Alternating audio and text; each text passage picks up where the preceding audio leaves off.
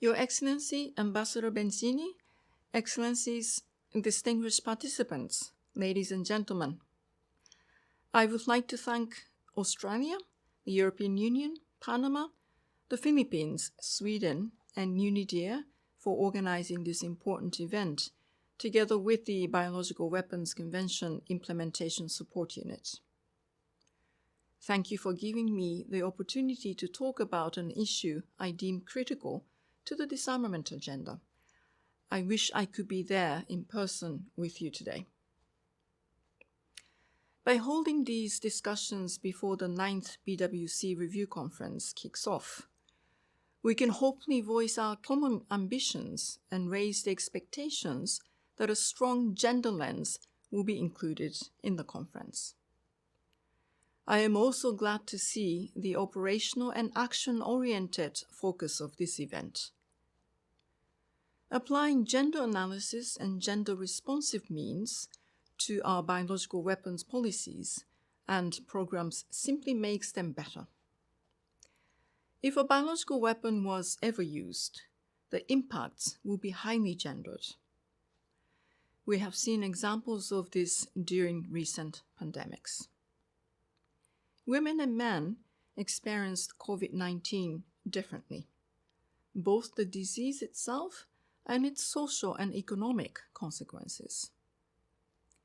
As such, gender must be a central component in any prevention or response strategy when it comes to biological weapons, as in other weapon categories. We can also do more to achieve gender equality and women's equal leadership in disarmament and biosecurity processes. In the BWC meeting of states parties in 2021, 29% of those speaking were women. This is an increase from 2019, when only 22% of statements were by women. While the situation keeps improving, we are still far from reaching parity. Many good efforts are ongoing, such as gender balance in the BWC sponsorship program and capacity building activities implemented by the BWC Implementation Support Unit. I applaud these efforts and encourage them to continue. Let me also stress that UN General Assembly resolutions on the BWC encourage equitable participation of women and men in the framework of the Convention. I hope that delegations will set targets for gender balance and work together to further promote inclusive BWC meetings. The 2019 working paper on gender in the BWC by Panama offers important ideas for concrete actions, such as appointing gender focal points to advise the Bureau on gender mainstreaming.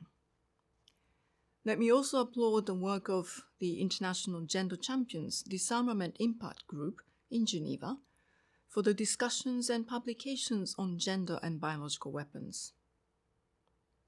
Excellencies, ladies and gentlemen, the BWC Review Conference is an opportunity to strengthen these linkages and dialogue, especially as we see increasing pushback against gender language in disarmament. In this year's first committee, for instance, states were voting on more paragraphs than before on the biannual resolution on women, disarmament, non-proliferation, and arms control. We cannot allow gender to become a divisive topic. To that end, we must engage in dialogue to understand different views and take advantage of initiatives such as today's discussion to make progress.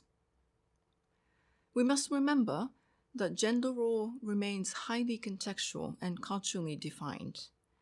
I also want to highlight the importance of engaging men for gender equality and further exploring masculinities in disarmament and weapons issues. Beyond gender, there are other factors and people-centered perspectives relevant to the context of the BWC as well. For example, Gender intersects with age, ethnicity, and disabilities. In that regard, I invite you to also continue today's discussion at a side event to the convention that we are planning with the United States on the role of diversity and inclusion in the BWC. My office and I are looking forward to continuing to engage with all of you. I wish you a fruitful discussion. Thank you very much.